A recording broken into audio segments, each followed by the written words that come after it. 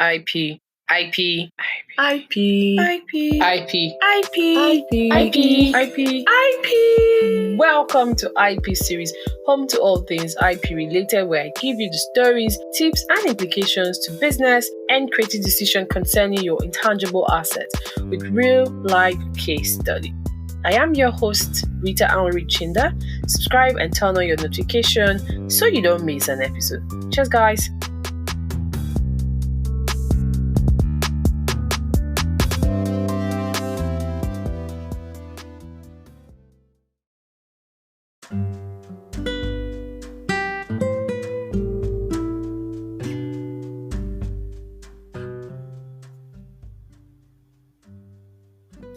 Hello and welcome to episode 115, where I will be discussing everything related to coffee and businesses. If you're a coffee lover, you probably have like your favorite brand of coffee. I'm not a coffee lover, but I can tolerate the smell. Now, have you ever wondered how these coffee brands protect their identity, their reputation, especially in an environment that is very competitive?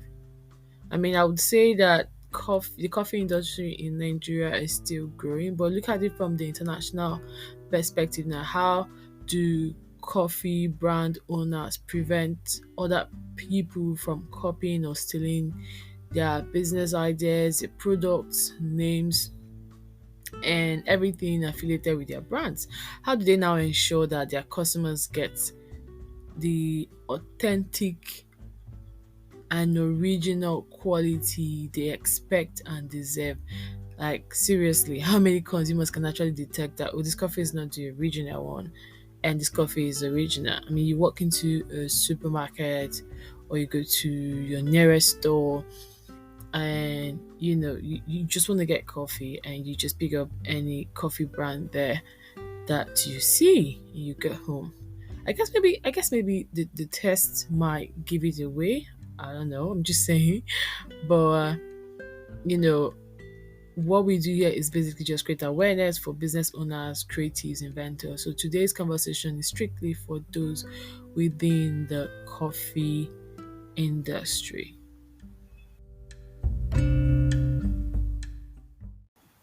So October 1st was the 63rd anniversary of Nigeria's independence, and I was going through my Instagram where I saw like a content calendar for the month what you should do, and they like celebrate International Coffee Day, and I was like, that's interesting. So I decided to talk about IP in relation to coffee. So we already know that intellectual property law is like a set of rules and regulations that govern the creation, ownership, and use of intangible assets born out of human intellect, such as design, work of art, trademark, copyrighted work, and they must be used in commerce. It must be commercialized. Now, IP law basically gives creators and owners of these intangible assets the exclusive right to control how it's being used and benefit from them when they decide to either opt for a monetization model such as licensing, franchising, etc. And also the law also give them the right to prevent other persons from infringing or misusing this intellectual property that they have created. So like I stated in my introduction, this episode I'll talk to you about how you can use intellectual property law to protect your brand in the coffee industry. I'm going to explain the relevant types of IP and the coffee business, such as trademark, patent, copyright, trade secrets, and geographical indication. I may give you some examples, but I'll definitely share tips with you on how you can apply and enforce your rights in the real world. Okay, so let's start with trademark. Now, fun fact about trademark as an IP is trademark protects the name of your coffee brand, the word, logo, symbol, design that is affiliated to your brand that also acts as a source identifier for your product, or if you render, or if you have like a cafe restaurant. So you basically just sell coffee. Sorry, I was saying cafe. You basically sell coffee in the market. So for instance, we have the Nespresso, which is like a famous trademark for coffee capsules and machines. Um, Trademark helps you distinguish your brands and services from those of your competitors. You also get to build loyal fan base. And in order for you to succeed at this, you need to register your trademark with the relevant authorities within your jurisdiction, because intellectual property is territorial in nature, and it's only the jurisdiction that you register your intellectual property that you can get to enjoy the full backing of the law, be able to enforce your right, be able to monitor how your work is being used within that territory. Now, I want to highlight two things when it comes to trademark. So for instance, let's say you own a coffee brand in Nigeria, and at that point in time you felt you didn't have enough funds to do a trademark registration, or like I always say, it's not your priority at that point in time, you know. But before you make that decision, you need to be aware of some fun facts when it comes to unregistered trademarks, and that is for people that haven't considered registering their intellectual property or their coffee brand. Now, if you haven't registered your name, your brand name, your logo, your design, your slogan, you enjoy what is called an unregistered mark, especially if you've been doing it for about 5 years consistently, you've commercialized it consistently. Now, the owner of an unregistered mark enjoys a limited form of protection within Nigeria, but they are not entitled to the exclusive use of their trademark. You can only use TM on your mark, like the name of your brand, to indicate that this is an unregistered mark. However, this will not prevent other people from using the same name or similar mark. So it's advisable that you go ahead to actually put in your application to trademark your coffee brand. You can also sue for thought of passing off but not infringement. And a thought of passing off is not easy to prove, because you need to show that you have established reputation or goodwill for your unregistered mark, and that the other party is basically misrepresenting your goods or services, and you have also suffered some sort of damage. Um, Another thing to notice that when it comes to unregistered mark, is kind of difficult for you to enforce it against another person who has registered the same or similar mark, because the owner of a registered mark has the right to sue you for infringement and stop you from using that unregistered mark, even if you've been using it longer than them. And one other thing again you need to notice, that for us in Nigeria who apply the first to file system, this is what your story is going to turn out to be. So you can see that from all of these things that I've listed, you might end up losing your brand identity, your market share, your competitive edge if someone else registers or uses your mark without your permission. So it's advisable that you register your trademark as soon as possible. However, when you now want to apply for your trademark registrations, there are certain mistakes you need to avoid making. Number one on the list is that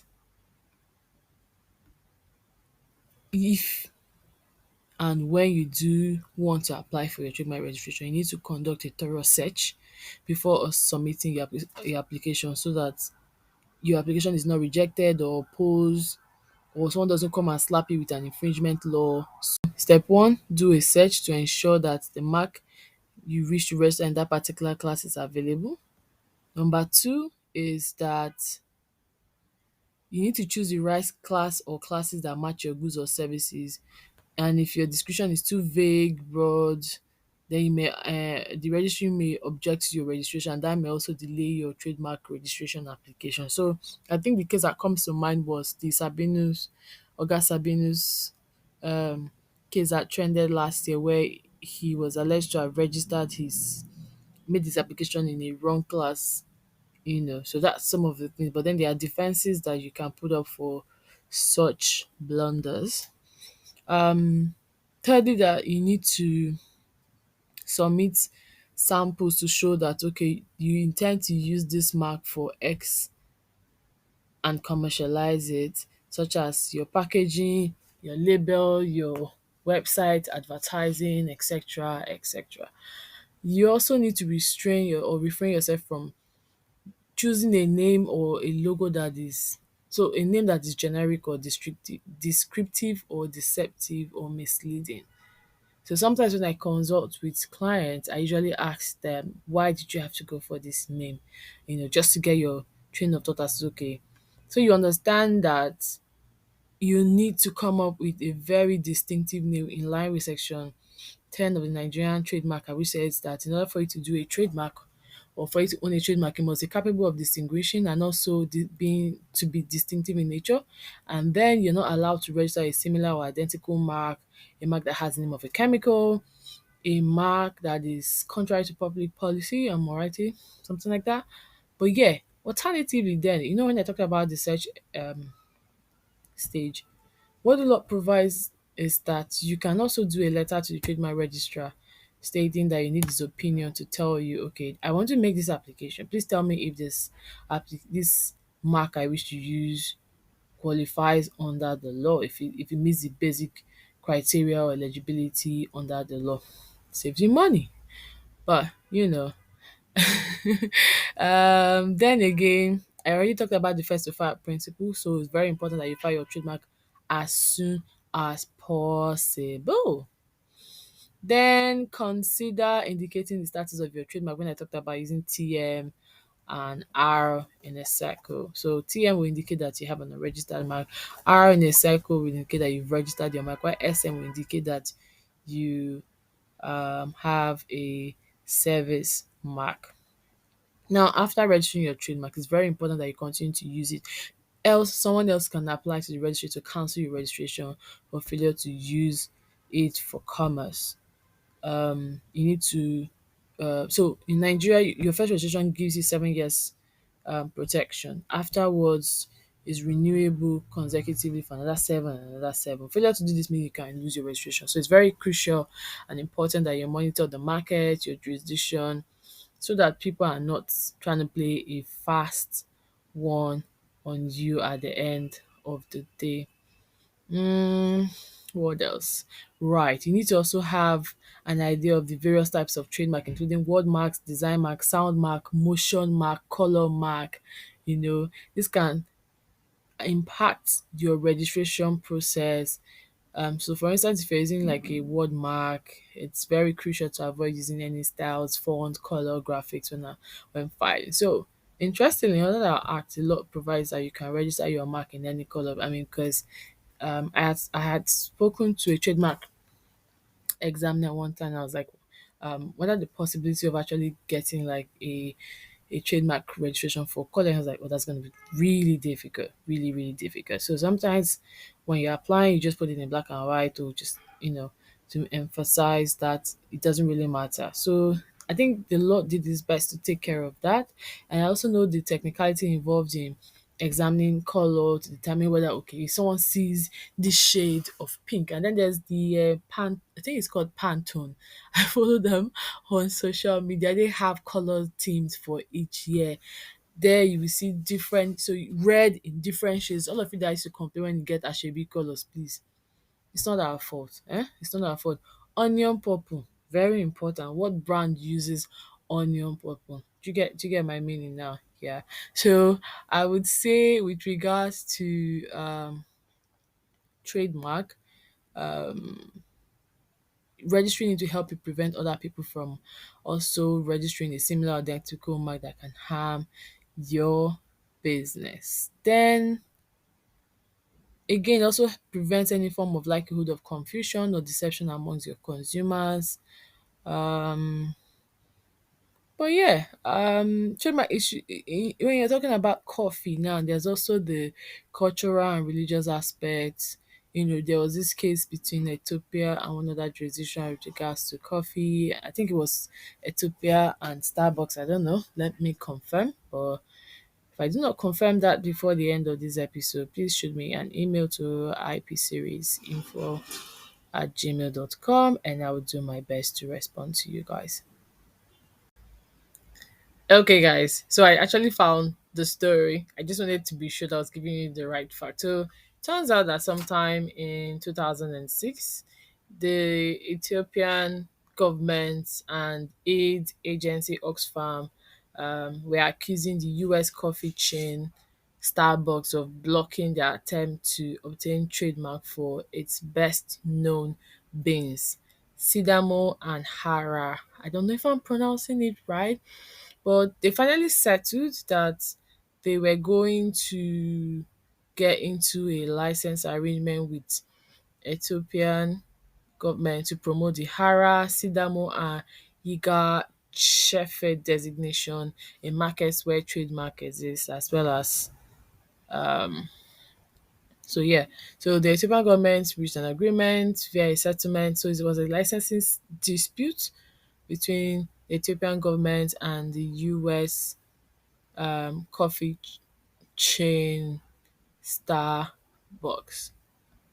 So you can just take Google it to find out how this story started and how it ended and what are the potential for it. Now there's an interplay of the geographical indication elements of this story, which I will not discuss in detail, but I'm going to talk about it.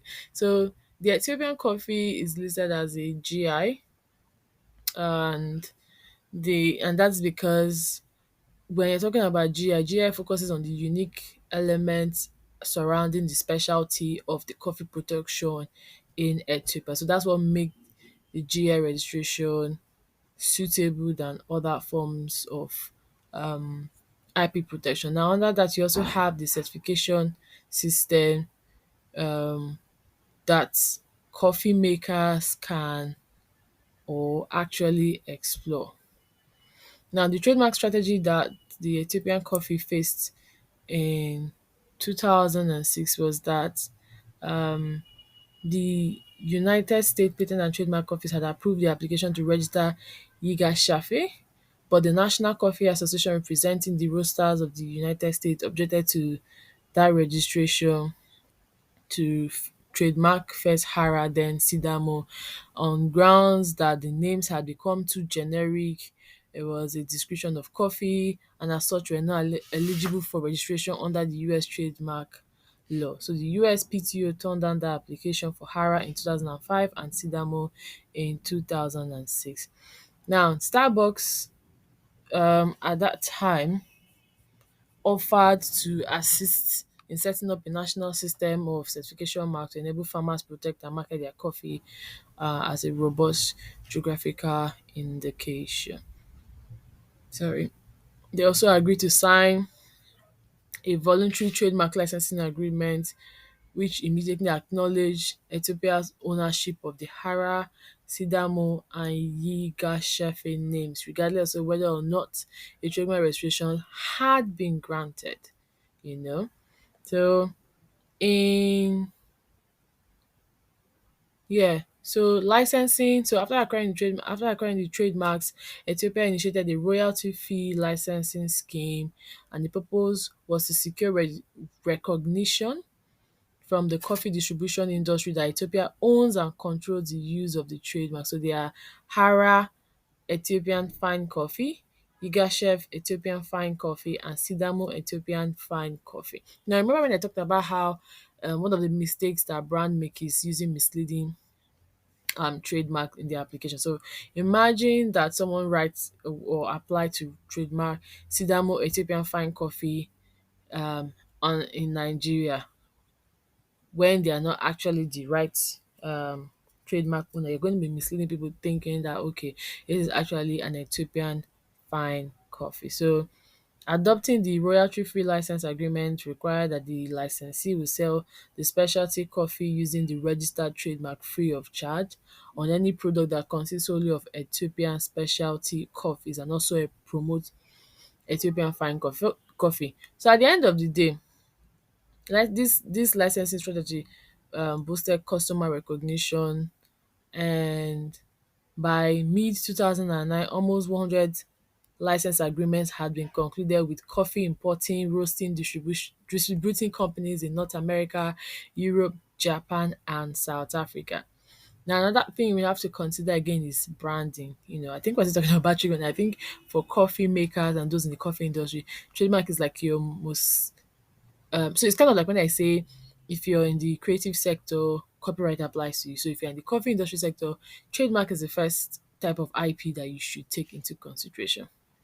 Now, because of this high-profile dispute between Starbucks, it also now helped increase the popularity of Ethiopian tea. You get. So I mean, it wasn't a bad thing, but then again, it helped throw light and created awareness that, okay, so that Ethiopia happens to have its own variety of coffee bean that are really unique. So looking at the post online, someone says, I learned from the Coffee Farmers Corporation and Exporters just 3 months ago that the price of Yiga Shefe had increased from 0.60 cents to $2 a pound, and that was as at 2000 and what. So imagine what the exchange rate would be presently.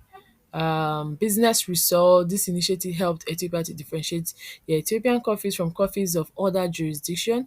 It also strengthened the confidence and bargaining position of the coffee growers and exporters in the country. And also looking at the AFCFTA agreement, I think this is also going to serve as a good example, especially in light of the protocol on intellectual property and protocol on dispute resolution.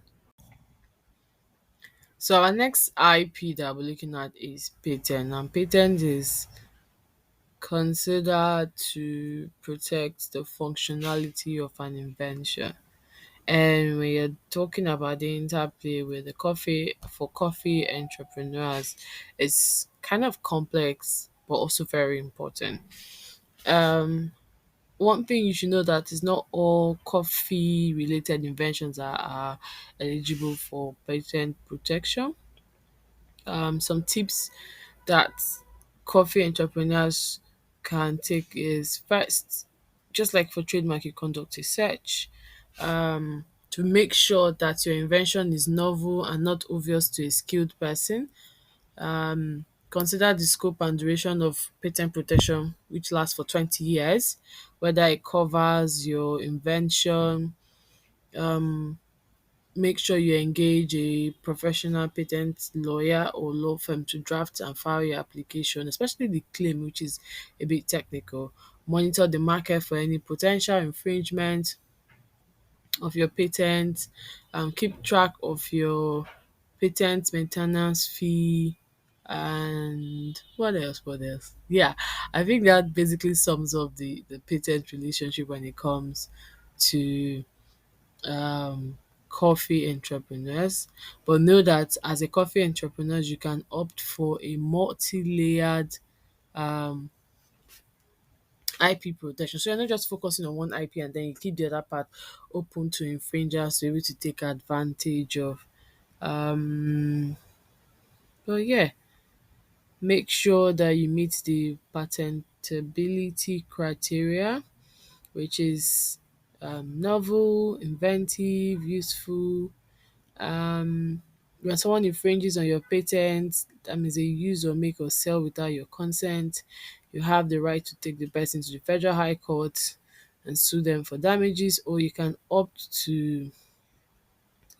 for alternative dispute resolution mechanism to be able to enforce your rights and also preserve whatever relationship. So if you see, let's look at the Starbucks Ethiopian coffee dispute now.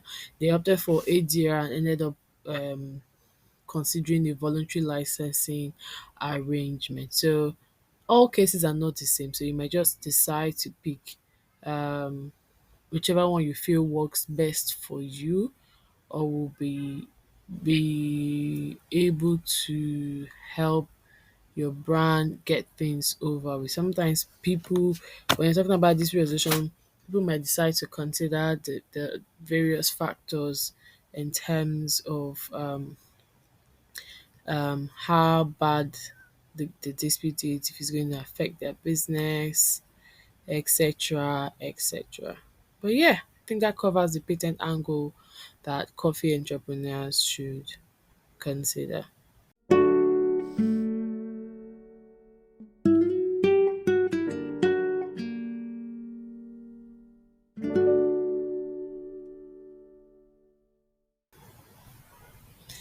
Did you know that plants have IP too? They also enjoy intellectual property protection.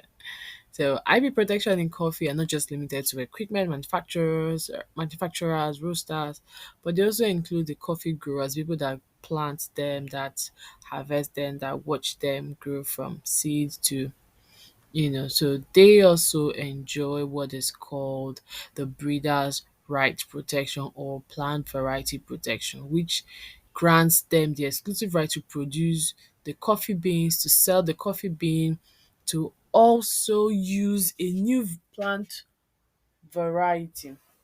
And this is beneficial to coffee entrepreneurs because it helps them develop and market their own unique coffee beans. It also helps them um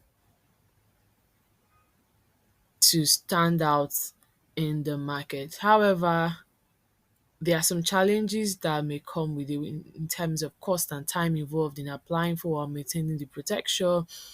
So subject to the Nigerian plant plant variety protection act, I think protection for vines and trees are yeah, it was separated. I don't want to mix them up because I'm not with the law right now, but there's a specified term of duration. There's also a process and criteria that a plant breeder for say coffee bean now in this scenario would have to meet, which is that is novel, is distinct, is uniform, it's stable as well. That is the new variety in question. There's also the risk of infringement or misappropriation by competitors or third parties. There's potential impact on biodiversities and farmers' rights. However, for those who are interested in, that is coffee entrepreneurs who are interested in breeders' right protection, they should consider carrying out a research on the existing varieties and the market demand for this new variety. You also need to seek professional advice from experts in plant breeding, intellectual property, and the coffee industry. Collaborate with other breeders, researchers, organizations to share resources and knowledge. Document your breeding process and the characteristics of the new variety in detail, and then register that new variety with the relevant authority and then monitor its use and distribution. So you see how detailed all of these IPs are. You just need to make your inquiry. There's potential and there's money to be made for everyone, including me who is an IP perfectioner. So the next IP I will be delving into is geographical indication, which I classify as a non-popular type of IP, especially within Africa and Nigeria, because we don't have a law yet. Though there was a public hearing for a geographical indication bill last year that took place in Abuja and also a conference, but we do not have any law presently in Nigeria. So anyone who wish to explore this can now opt for the certification um, angle under the Trademark Act. So a GI basically identifies a product or that's stating that it originates from a specific region or country or where it has certain qualities or characteristics that are linked to its origin. So for instance, our Ethiopian coffee, yeah. So that's an example. And it's also a good valuable tool for coffee entrepreneurs who want to differentiate their products and protect their sorry if you heard that noise. I thought I put my phone on silent, but let me just do that now. Okay, done. Okay. It also helps increase market share. However, the process to maintaining GI involves some sort of challenges as well. There is the issue as to creating loyal customer base that are willing to pay a premium price for a product. So it's kind of like when someone say I'm going to get champagne. Is it champagne? Sorry. Okay. Oh, you're trying to get ofada rice or what's that? Ijebu gari. You have to pay premium for it. Um Also, um, the cooperation amongst the producers, processors, traders, and other stakeholders in the value chain by creating a common identity and vision, promoting sustainable development and environmental conservation, by encouraging the preservation of local resources, traditions, biodiversity. There's also the issue as to cost of GI protection because we don't have one in Nigeria, and I've never been part of a committee or team that have applied for a GI protection in other jurisdiction. But then um you still have to pay fees, you have to, demand infrastructures, equipment, training, marketing, quality improvement to meet the GI requirements, etc. etc. So if you are interested in obtaining a GI for your product, I think the best bet would be to engage the relevant stakeholders, the agencies, IP agencies, the government, people within that sector, um, to come together and create like a standard for your jurisdiction, because GI protection can be a very powerful strategy to enhance the value and competitiveness of coffee products, but also requires commitment, coordination, and adaptation from all the actors involved. Now, I'm going to talk about the difference between geographical indication and trademark, as there are two different types of intellectual property rights that I have mentioned that's used to protect coffee product. Now, GI is a label that identifies a product originating from a particular region, while trademark is a sign that distinguishes the product or services. So GI applies to collective group of producers or stakeholders who share the same origin and characteristics of the product, while trademark belongs to an individual or legal entity who owns the sign. GI is based on the reputation and recognition of the product and its origin, while trademark is based on the distinctiveness and goodwill of the sign. GI cannot be transferred, licensed, or sold to a third party, whereas you can transfer, license, and sell a trademark to a third party. GI can be registered for products that have a natural or human link with specific geographical area, while trademark can be registered for any product or service that can be distinguished by a sign. So if you are a coffee entrepreneur, you need to verify by engaging an IP lawyer to tell you the right form of IP to choose, whether it's going to be GI or trademark, or you should use both depending on your objectives, your resources, your market opportunities. Um, GI and trademark complements each other by creating a very strong and consistent identity for the product and enterprise. So I'm going to round up. So we have one more IP that we need to consider. I was going to talk about packaging and labeling, but I think I might just leave that for later. But yeah, last but not the least, copyright. Now, copyright protects original work of authorship that you create, such as your website content, your marketing content, product label. So the Nigerian Copyright Act provides that as long as your work is in a fixed or tangible format, it doesn't matter the quality of the work, your work enjoys protection. Now, in the event where you're uncertain as to whether or not you should um register your work. The law doesn't mandate it, but it says you may register your work in the event that, so if something happens, you need proof of documentation to show that you're the real author. You know, you can go to them and they'll write out, they'll give you a certified true copy of your deposition to tender as evidence, documentary evidence. And the law also makes provision for takedown proceedings whereby someone either upload, say, your marketing material or copies or plagiarize your website content. You can reach out to the Nigerian Corporate Commission and make an application for a takedown notice. There's also, but I think that doesn't apply to this anyway. I was going to talk about the technological protection measures, but then that's another way that corporate owners can explore, especially now when you have ease of reproduction of copyrighted materials. Easy for someone to just share your videos, share your image, even remove your watermarks, all of those things. So register your work, understand. So if you're now going to opt for a licensing, it has to be written. Enforce your right, take actions against any infringer. If you're based in Nigeria as a coffee maker or coffee entrepreneur, the Federal High Court has jurisdiction to hear your disputes. Use clear and visible notices on your work, such as a scene, a circle, your name, and the year of creation, to inform other people that you own the copyright. You need to also monitor the market and internet for any unauthorized use or copying of your work. Challenges again, like I stated, digital era, ease of reproduction, access, copying, sharing. The cultural and historical significance of coffee may limit your creativity or originality in some aspect of your work, such as the name, symbols, images. And then international differences and complexity of copyright laws may make it difficult or even costly for you to protect your work across different countries. I hope this helps you understand more about copyright protection for coffee entrepreneurs. So yeah, we're getting ready to round off. Last but not the least, copyright. Now, copyright protects original work of authorship that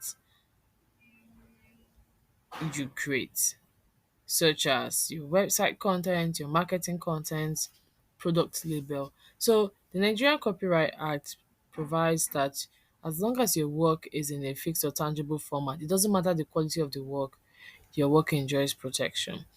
Now, in the event where you're uncertain as to whether or not you should um register your work. The law doesn't mandate it, but it says you may register your work in the event that, so if something happens, you need proof of documentation to show that you're the real author.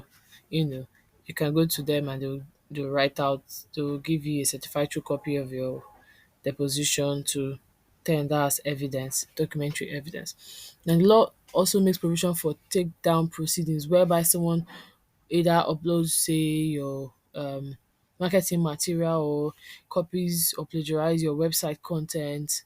You can reach out to the Nigerian Copyright Commission and make an application for a takedown notice. There's also, well, I think that doesn't apply to this anyway. I was going to talk about the technological protection measures, but then that's another way that copyright owners can explore, especially now where you have ease of reproduction of copyrighted materials. Easy for someone to just, share your videos, share your image, even remove your watermarks, all of those things. So register your work, understand. So if you're now going to opt for a licensing, it has to be written. Enforce your right, take actions against any infringer. If you're based in Nigeria as a coffee maker or coffee entrepreneur, the Federal High Court has jurisdiction to hear your disputes. Use clear and visible notices on your work, such as a scene, a circle, your name, and the year of creation, to inform other people that you own the copyright. You need to also monitor the market and internet for any unauthorized use or copying of your work. Challenges again, like I stated, digital era, ease of reproduction, access, copying, sharing. The cultural and historical significance of coffee may limit your creativity or originality in some aspect of your work, such as the name, symbols, images. And then international differences and complexity of copyright laws may make it difficult or even costly for you to protect your work across different countries. I hope this helps you understand more about copyright protection for coffee entrepreneurs. So yeah, we're getting ready to round off. Okay, IP friends, we are wrapping up in a bit. But before I do that, here are a few proactive and strategic steps that coffee entrepreneurs need to do to be able to secure and strengthen their intellectual property rights within the industry. One is they need to identify the IP asset that they have, and when they identify the type of IP they have, they may now value it and understand the importance of each IP asset for their business, such as the ones I listed: trademark, patents, geographical indication, separate. That's right. I didn't mention trade secret, and I don't even know why. But deets about trade secret is gives you commercial edge in the market, where the you have to take measures to protect that confidential information regarding your coffee business. So how you process your coffee, who has access to the factory, who are your manufacturers, who are your suppliers, all of those things. I should have mentioned it, but yeah, let's just take it that we're identifying another type of IP asset right now. Then you need to consider registering your intellectual property rights with the relevant authorities such as the national IPOs or regional IPOs. You now also need to engage the custom officers to be able to track and monitor counterfeited coffee products that will be coming into your jurisdiction or another jurisdiction. Um, when you register your IP rights, you get to enjoy the exclusive right to use it, to exploit it, to prevent other people from also using it without your consent, permission, and authorization. It can also serve as evidence of ownership and priority in cases of disputes or infringement. You need to also have a monitoring and enforcement team that will monitor the market and activities of competitors, customers, suppliers to detect any possible violation or misuse of your intellectual property right. Now, you enforce your IP right by taking actions such as sending cease and desist letter, filing complaints, initiating lawsuit, or seeking alternative dispute resolution mechanisms such as negotiation, mediation, arbitration, or experts determination. Enforcement can help you stop the infringement, recover damages, and deter future IP violation. And then again, finally, manage and leverage your intellectual property rights. You need to develop a strong IP strategy that aligns with your business goals and strategy and reflects your vision, your mission, your values. Consider ways of exploiting your intellectual property rights, such as licensing. For instance, the Ethiopia, I think I'm going to be referring to this case throughout. I've referred to it throughout my conversation. But yeah, the Ethiopia Starbucks relationship, the voluntary licensing, is a good example of how coffee entrepreneurs can exploit their intellectual property right. There's also franchising, where big brands like Starbucks might decide to give a franchise um, to another company that want to start up within their jurisdiction. Then you can partner with locals in terms of producing and manufacturing, selling, donating. Just leverage all of your intellectual property right to expand your market reach, diversify your income streams, and enhance your coffee reputation. Yeah. Yes.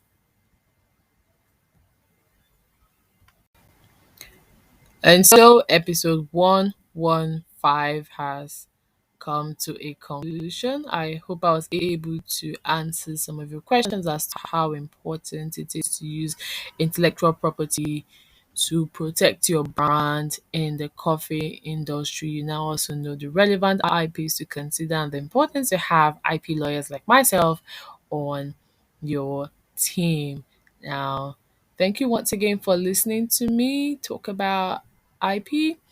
See you in episode 116. And don't forget to subscribe, share with your loved ones, and have some coffee today with lots of milk on my behalf. Cheers, guys.